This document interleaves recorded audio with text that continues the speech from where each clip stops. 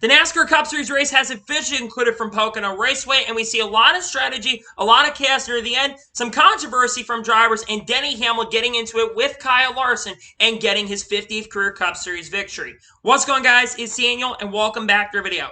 I just got done watching NASCAR Cup Series race in Pocono National Raceway, the High Point 400. We had quite a bit to talk about from this race. Let's go and talk about it. So before the green flag drop in today's race, Chase Elliott and Todd Gillen would have to go to the rear for unapproved adjustments. So at the start of the race, you had William Byron lead the field from the outside with Mark Trixter on the inside, and William Byron got a really strong start and was able to clear for the race lead. The first caution race to come out lap number 5 for JJ Lee, who was running a 34 position. He just got spun out by Todd Gillen, I think, going into turn number 2, going through the tunnel turn, and lost it at the inside wall, got some damage, and that brought the caution out. Then we saw a little strategy for guys like Chase Elliott, Eric Almirola, Ryan Preece, Chase Briscoe, Cole Custer, and Todd Gillen came down pit road, while the rest leaders stayed out. Chase Elliott also took 2 tires.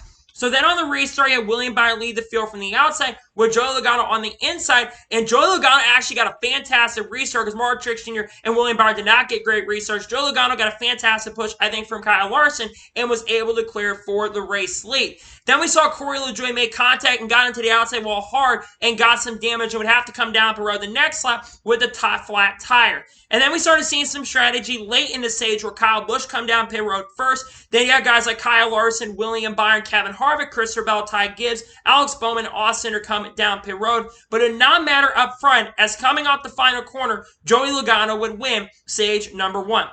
Then we saw a little bit of strategy with the guys that had come down the road, guys like William Byron, Kyle Larson, Kevin Harvick, Kyle Busch, and those guys.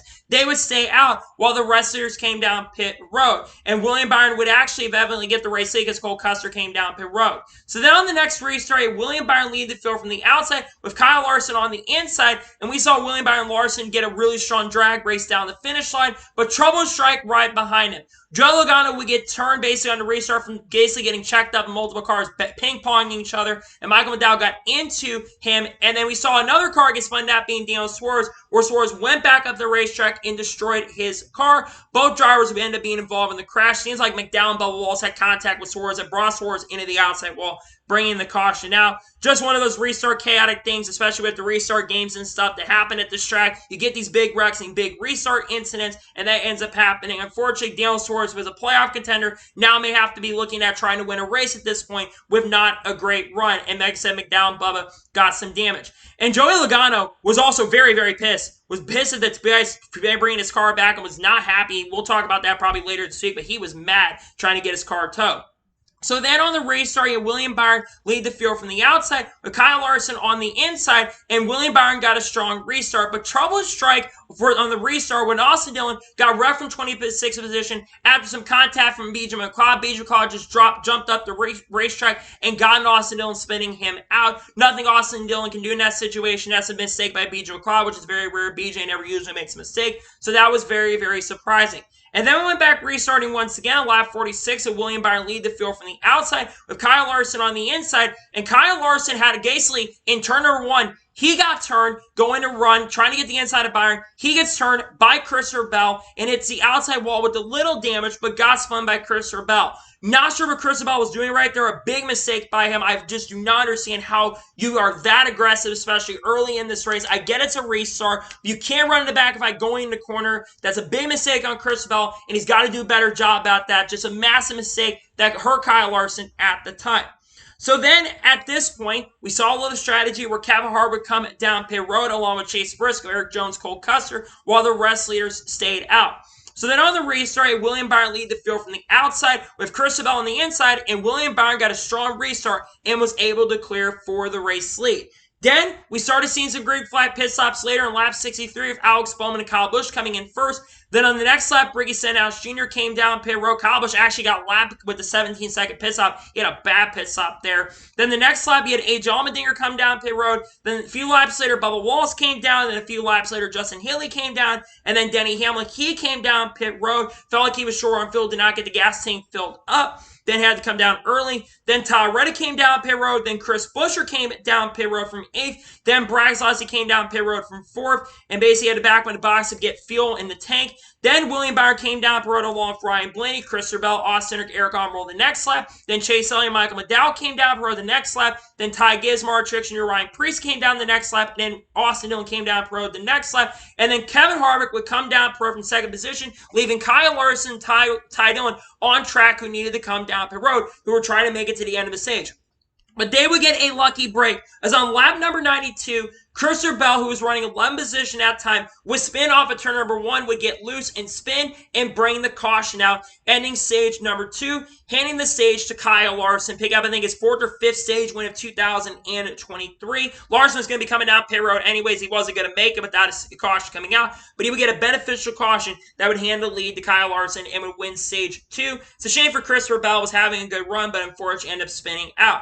So then, at this point, guys like William Byron, Ty Gibbs, Ryan Blaney, Mark Truex Jr., Chris Buescher, Chase Elliott, Brad Keselowski would stay out, while the rest leaders came down pit road. So then on the restart, William Byron lead the field from the inside with Ryan Blaney on the outside. And Ryan Blaney got a really, really strong restart, was able to clear for the lead. And then we saw, I think, Mark Truex Jr. able to pass Ryan Blaney a few laps later, and he was able to pass for the race lead because Ryan Blaney radioed in and was complaining about having no power in his car, and he started fading through the field and dropped all the way down to about 15th position and was fading throughout and had no power, and the car was starting to lose power. So it's a shame for Ryan Blaney, who had a shot at maybe winning this race. But then another caution would come out on lap 106 for Austin Dillon, who got into the outside wall hard in turn 1 from 11th position. Austin Dillon really just had nothing. Austin Dillon just basically comes down into Tyler Reddick's Splendor. He was 3 wide, Brad Keselowski and Tyler Reddick, and Reddick was there on the inside. Austin Dillon completely comes down, not knowing Tyler Reddick was there, and ends up wrecking himself. But Austin Dillon was very unhappy with Tyler Reddick. I do not know why he was pissed off, to be honest. He had a terrible helmet toss. He basically threw a helmet.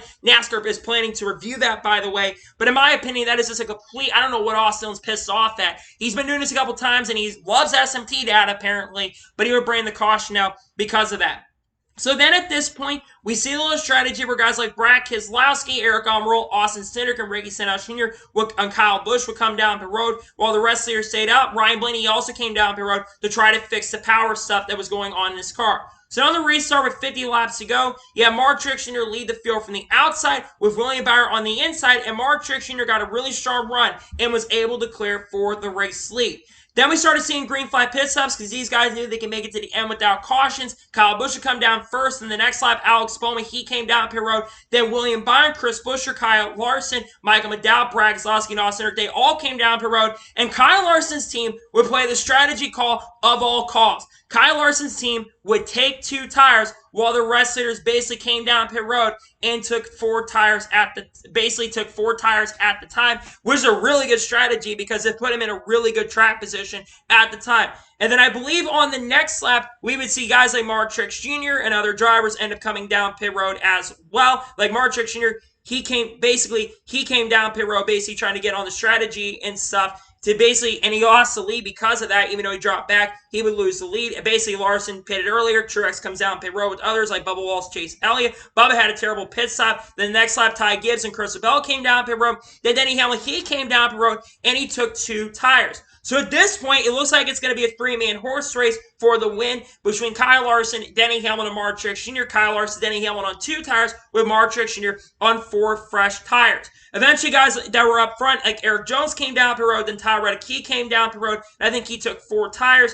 And then Harrison Burton came down pit road, and it looked like at this point all the other guys were going to come down pit road. But then with 18 laps to go, the caution would come out for Chase Briscoe, who got contact from Ty Dillon. I don't know what Ty Dillon was doing there. He just intentionally wrecks Chase Briscoe going into the final stretch. I don't know if there was something going on there or what exactly was happening, but that was a BS move by Ty Dillon, and I don't understand that move. He brought the caution out. So because of this, we saw a little strategy where guys like Corey LaJoie, Eric Almirola, Todd Gilliland, William Byron, Chase Elliott, Chris Buescher all came down pit road while the rest leaders stayed out. Austin got a speeding penalty and Corey LaJoie got held for a lap. So on the restart with 13 laps to go, you had Kyle Larson lead the field from the outside with Denny Hamlin on the inside, and we saw Kyle Larson get a really strong restart and was able to clear for the race lead. Meanwhile, a lap later, Larson had the lead with 12 to go. Alex Bowman would spin from 3rd position, bring out the caution off of turn number 3. Bowman was right in front of Denny Hamlin. Denny Hamlin packs some air on Alex Bowman, and Bowman had nothing he could do to hit the outside wall. It's a shame. Alex Bowman was having a fantastic day, and this took Bowman out of contention. So then we went back green with 7 laps to go, with Kyle Larson leading the field from the outside with Mark Trixner on the inside, and Kyle Larson got a really strong restart and a great push from Denny Hamlin.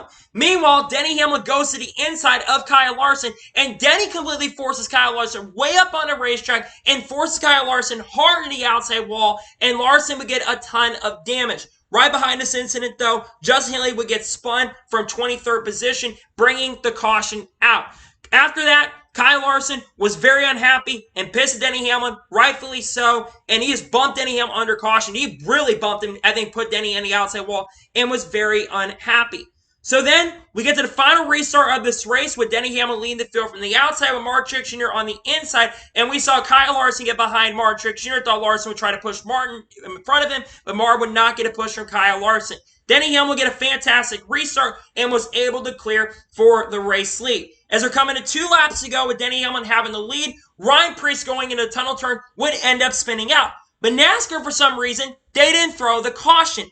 Then Ryan Preece sat there for a while as it came to the white flag, and Denny Hamlin had the lead, and NASCAR then decides to throw the caution, handing the win to Denny Hamlin. Denny Hamlin would come out the final corner and pick up his 50th career NASCAR Cup Series victory pending post-race inspection, and also wins the 7th race at Pocono and his 2nd victory of 2023. What an absolutely terrible call by NASCAR. Why was the caution not thrown with 2 laps to go? The guy was clearly not going to get the car refired. He got stuck there. It takes these cars a little bit to get refired, so why are we taking so long to throw the caution and then we wait till the white flag to throw the caution? It's completely unacceptable and a terrible call by NASCAR and really bad officiating in my honest opinion, and it ruined a pretty decent race in my opinion that was actually going on. I thought Truex had something for Denny Hamlin, and maybe Denny Hamlin was going to win the race regardless, but Truex had 4 fresh tires and might have something for him, but just ruined a really solid finish and just a terrible ending to this race. NASCAR should have thrown the caution way sooner. And also Denny Hamlin, I think a lot of people are going to be pissed at Denny Hamlin call this controversial win. A lot of people are booing him after the race, which I think is understandable. And I think I understand the frustration for a lot of fans too, because Denny Hamlin complains a lot about the way people racism, and this is now the 2nd year in a row that Denny Hamlin has cost a driver a potential shot at win by running up in the outside wall. Just congratulations Denny, though, getting his 50th career win, but it's going to be very, very controversial. I'm not very happy with Denny Hamlin. I think Kyle Larson ever had to be frustrated, but Denny Hamlin picks up his 50th career Cup Series victory. So now we're going to take a look at the race results, and I'll give you my score of today's race. So Denny Hamlin picks up the victory. Tyler Reddick finished in 2nd. I thought Mark Trixner actually ended up finishing 2nd, but great day for Tyler Reddick. He had a top 5, top 10 car pretty much most of the day, so very solid run for Tyler Reddick in 2nd place. Mark Trixner finished his 3rd. Mark Trixner probably had the best car throughout the day, in my opinion. He led a majority of this race. That 19 car looked really good, especially on Ford tires. A fantastic day for Mark Trixner in 3rd. Kevin Harvick finishes 4th. They got back in the field because of that really bad strategy, but a great recovery for Kevin Harvick in 4th place. That's the 2nd consecutive top 5 finish in a row, so great run for Kevin Harvick in 4th. Ty Gibbs finishes 5th. How about that for Ty Gibbs? I believe that's Ty Gibbs' first career top 5 finish in his NASCAR Cup Series career. Great to see that from Ty. He generally had a top 5, top 10 car pretty much all day long, so great day nonetheless for Ty Gibbs in 5th place. Chris Bell finished 6th, solid recovery after the spin and the issues earlier in the day. A very solid recovery. He gets a very solid 6th place finish. Great run from Christopher Bell. Ricky Stenhouse Jr. finished 7th. Good to see Stenhouse finish in the top 10. I didn't think Stenhouse was going to have a good run this weekend, but great day for Ricky Stenhouse Jr. in 7th place. Harrison Burton finished 8th. Great run for Harrison Burton today. He got benefited from the late cautions. That really helped him, but nonetheless, good to see him finish in the top 10. He ran top 20 a lot of day today. I feel like he's starting to get a little better as the year progresses. Solid run for him in 8th place. Eric Jones finished 9th. Eric Jones had a top 15 car a lot of this day, so very solid run for Eric Jones in the 43 team. I think they're starting to really get their stride late in the season, so solid comeback for Eric Jones in 9th. And Chase Elliott finished 7th. Decent run for Chase Elliott. He probably has to run a little better than this to make the playoffs. I think he's still pretty much in a must-win situation, but I think there's a good chance he did make up points today on the cutoff line, so that is definitely going to help him for sure. He finished 10th. He ran a little better today, but he does get a top 10 finish and was in the top 5 at points today, so solid run for Chase Elliott in 10th place. Bubba Wallace finished 11th. Solid recovery for Bubba. Bubba had a terrible pit stop near the end of the race that cost him a shot and maybe getting a top 5, but he had a really good day in my opinion. Got a lot of stage points and does end up finishing the top 15. Days like this are going to help make the playoffs, and I think it's like 25 points above the cutoff line at this point. So solid day for Bubba Wallace in 11th place. Eric Almirola finished 12th. Decent run for him in 12th place. Got benefited from some of the late cautions, but he finishes in the top 15. Ross Chastain finishes 13th. Ross Chastain, best he ran all day in my opinion. He was never a threat today, and outside of the win at Nashville since Darlington, he has not been a threat to win races at all. Just not a great day for Chastain in 13th, but a decent recovery to finish 13th place. William Byron finished 14th. William Byron had definitely one of the strongest cars in the field, but he came down pit road late, never got a chance to get back up front with the 4 fresh tires. He would have had a chance to win, but he finished his 14th. Not a great day, all things considered, but they were really fast and one of the strongest cars today. Todd Gillen finished 15th. Saw a run for Todd Gillen today. He ran top 20 a lot of day, got benefited from staying out near the end of the race, but he does finish top 15. Saw a run for him. Brad Keselowski finished 16th. He was a top 10 car a lot of this day, but he does get a top 20 finish. Pretty good position to points at this point. He finished 16th. A.J. Allmendinger finished 17th. Decent run for him. Chris Buescher finishes 18th. Michael McDowell finished 19th. A decent day, not a fantastic day. I thought McDowell maybe had a top 15 car. Probably should have finished better than he did, but he finishes 19th.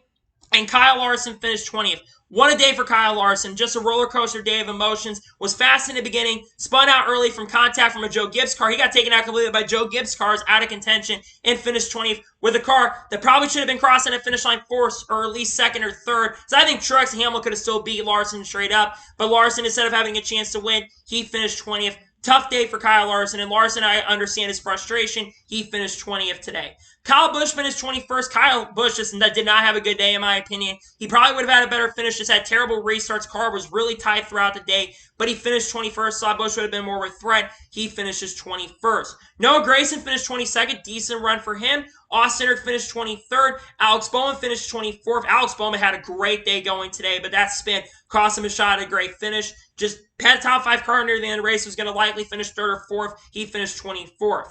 Cole Custer finished 25th. J.J. Yeley, great comeback from after the spin early. He gets top 30 finish in 26th place. Corey LaJoie finished 27th. Ty Dillon finished 28th. The Dillon brothers caused a lot of controversy today. Chase Briscoe finished 29th. Ryan Blaney, after his engine issues, he finished 30th. Ryan Preece finished 31st. BJ McLeod finished 32nd. Justin Haley finishes 33rd after the crash. Austin Noah, after crashing out, he finishes 34th. Joe Logano finishes 35th. And Daniel Suarez finishes last in 36th place. So now, let's talk about the race overall and give you my score of today's race. Before all the controversy, this race is probably going to get about a 6 to 6.5 out of 10. I thought the racing was decent. It wasn't really that great. It was okay. There was good racing up front. There was definitely passing. You could definitely pass. It's probably easier to pass with the next-gen car here at Pocono than it definitely was with the Gen 6 car. But the racing itself wasn't the greatest in the world, in my opinion. But unfortunately, I have to lower the score of this race because of the controversy near the end of the race. I'm going to give today's race overall, for me, a 5.7 out of 10. Just disappointing race, in my opinion, near the end. And just a terrible call by NASCAR, really bad officiating, and just a controversial ending to the race, where I have a lot to talk about this week. But just a really controversial ending and kind of a BS call, in my opinion, not to throw the caution there. I feel like they should have thrown the caution there, and I feel like that just ruined the race for me, in my honest opinion. So, that is going to today's NASCAR Cup Series race review from Pocono. I want to thank you guys for watching. Please like, subscribe to the channel, notifications on, so if I win a video, does go live on my channel. Follow me on Twitter, Facebook, and Instagram, and support me on Patreon as well. Let's go below that and comment your thoughts below on today's race. What are your thoughts on today's race? Let me know below. Let me know your score in the comments below. And congratulate Denny Hamlin, if you want to, in the comments below, on picking up his 50th career Cup Series victory. Let me know your thoughts in the comments below. Tomorrow on the channel, we have a NASCAR news. We're definitely going to be talking about the Denny Hamlin and Kyle Larson controversy on the channel as well, along with some other NASCAR news that's broken over this weekend. Then we're also going to have the Truck Series race picks from Richmond. Then on Tuesday, we have NASCAR Xfinity Series race picks from Road America, among other videos on the channel. If any major news breaks throughout the week, we'll have that covered on the channel.